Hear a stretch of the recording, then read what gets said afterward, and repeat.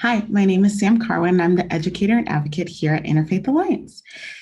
I wanted to present to y'all some information that we did last month on how do we include the needs of children and youth in the conversation around reproductive health and reproductive rights. I broke the sections down to a little bit of information about different age groups, some books that could be resources, and things to keep in mind when working with young people.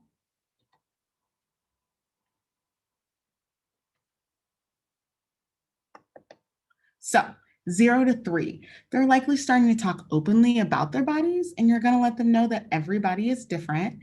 All genders are equal. People's bodies belong to themselves. As they're curious about their own bodies, you want to provide simple answers to their questions about their body and how different bodies function. You can also start to explain some differences between anatomy that one person may have versus another person may have. You're going to want to let them know the names for all of their body parts. That is considered a protective factor, and that there aren't body parts that are naughty, that they're parts that we use for different reasons. That our bathing suit area, we want to make sure that no one's touching that unless it's to help us be clean or to help us be healthy. You want to let them know all the correct names, but also in a way that you can point to, if that's in a book like this, or on their body themselves. They'll generally know their gender and be able to start to explain some differences between one anatomy and another at this age. So 3 to 5, we want to let them know their own gender, and we can talk about that.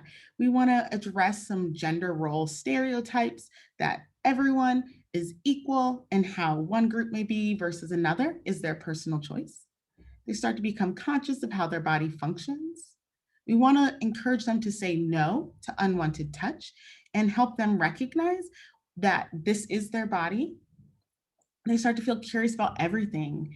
They may start to ask questions, and they're conscious of why is this or why is that? And you really want to explain to them questions like, how do babies get into a mother's uterus? That's something that you might explain, or how bodies of girls and women might be different from bodies of boys and men. A great book option for this age is What Makes a Baby. This book is really inclusive of not just various genders and gender identities and sexual orientations, but it also talks about different ways that people can make babies. They're curious about differences in the body parts. You're going to maybe start to have some conversations around internal versus external body parts and what their functions are. Young people may start to play games like doctor, and you're going to talk to them about the importance of recognizing how we're interacting with our bodies and how other people are interacting with their bodies. So under 9, you don't have to kiss or hug anyone. This is something we're having our young people know from really, really little, but we want to continue that message that you don't have to kiss or hug anyone, that good friends are nice to each other, that there are lots of different types of families and people create families in different ways. They're all equal and deserve to be respected. We want them to start to think about puberty. Even though everyone hits puberty at different times, some young people are going to start hitting puberty at 9. So we want to talk to them about that, about the changes that their body may go through when they do hit puberty. We want to help them understand the concepts of privacy and what we talk about in our home versus what we talk about out in the greater society. This is a great book that provides facts about sex, conception, pregnancy, and the birth process. It helps people answer some questions for their kiddos. This is a book that you can go through piece by piece, or you can read it straight from the beginning to the end. They'll start to recognize that everybody has ideas of their own bodies, and that's perfectly fine, and start to think a little bit more about pregnancy. The reality of it is that we do need to be thinking about sexual abuse prevention. The first thing is providing supervision, helping young people understand what is consent, that we're reinforcing boundaries not only for the young people, but for adults. So if we see someone engaging in behavior that's concerning, we're going to set that boundary and be really specific of, you can't close doors, you can't talk to kids in this way, you have to do a side hug, things like that. And be mindful how you describe others. Oftentimes when young people are assaulted, it's someone that they know, and they may have a harder time if people are like, oh, they're always so kind and loving, when they know that's not the situation for them. So thinking about how you're describing to young people around who people are, and that predators can be nice and kind. And it's not necessarily the situation that is someone that you don't know, or it's someone whose behavior seems mean or painful, but rather it's someone who doesn't respect your boundaries. So this actually came from a previous program that I used to do. And one of the young people said, she told me boys can't say no. It's really important that when we're having conversations around sexual abuse, that we are recognizing that it does happen to people across gender spectrums, and that actually specifically boys under the age of 10 are twice as likely to experience sexual assault. Over time, it does become more common for girls and women to experience sexual assault, but in that younger age, it generally is more common for boys. And that can be fondling or unwanted sexual touch.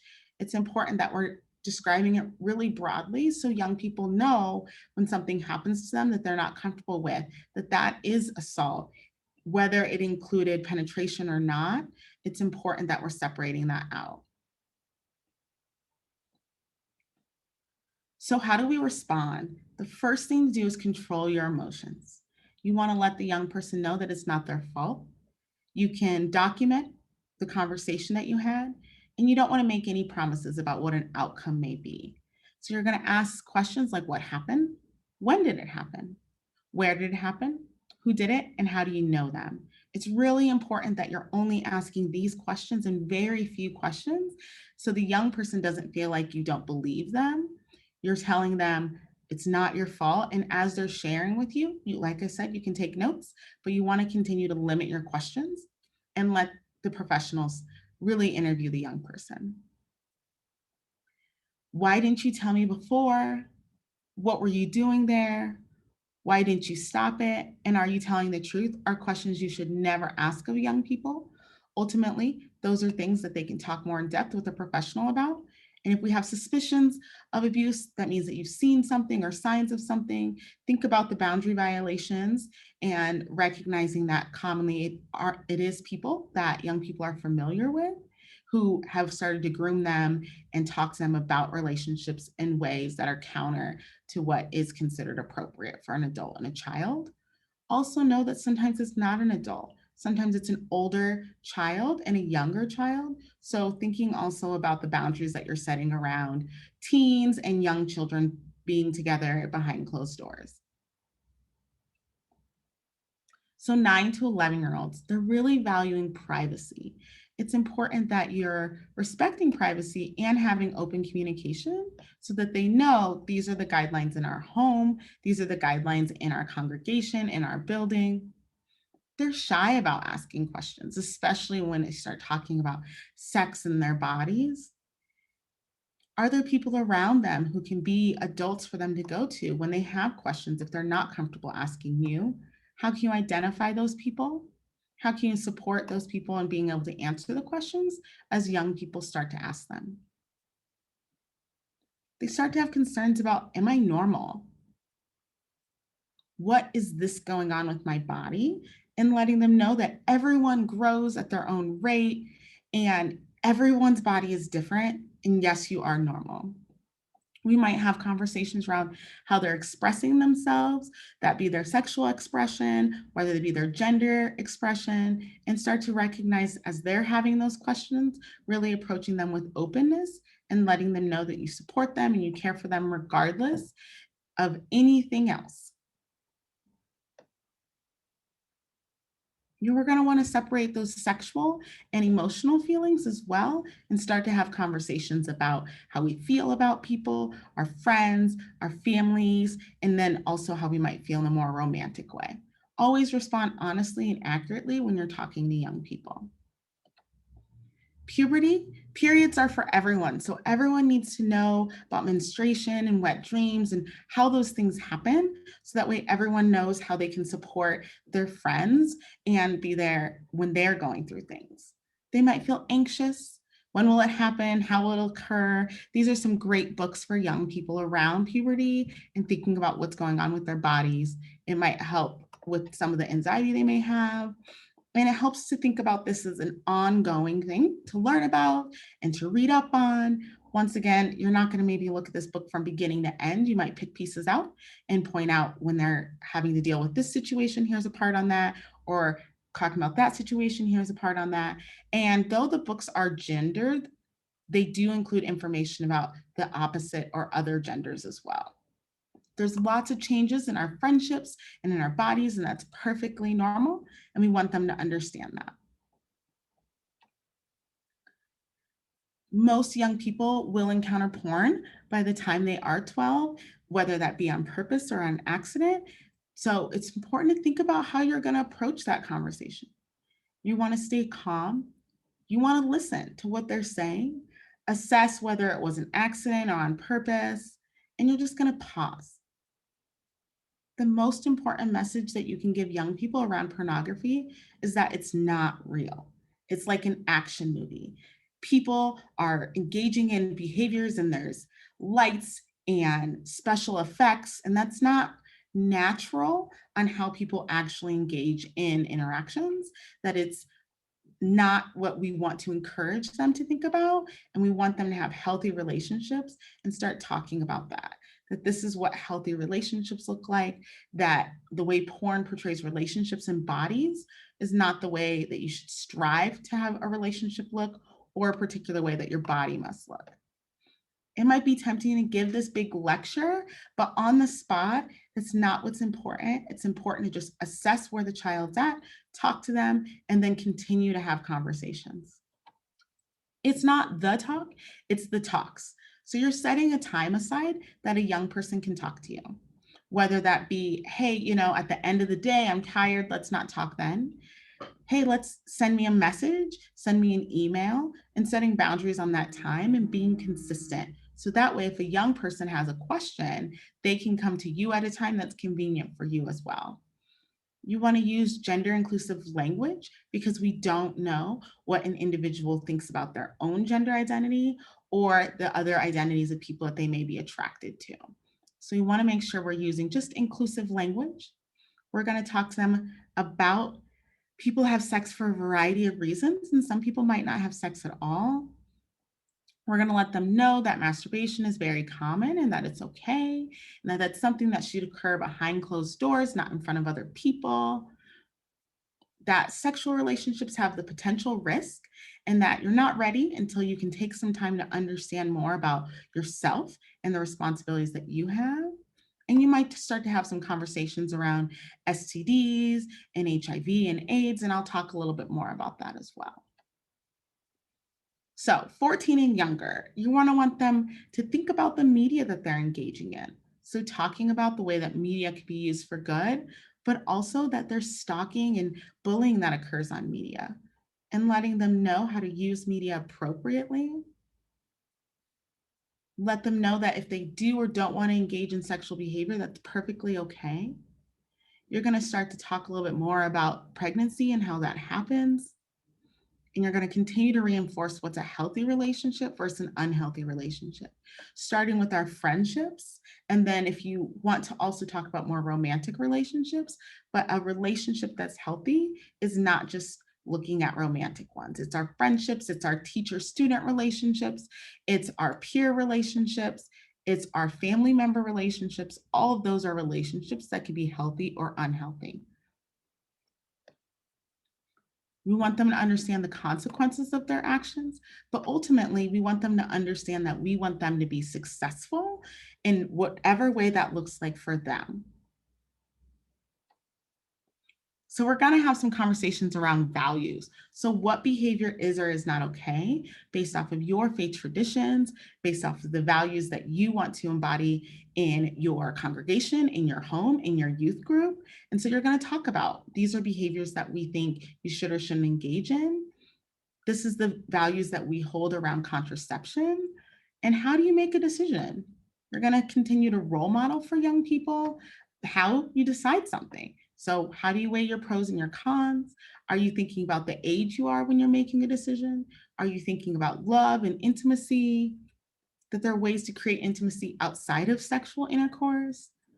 That sexual intercourse might be something that people want to engage in, and that might differ depending on someone's own individual desires and then who they're choosing to engage in encounters with.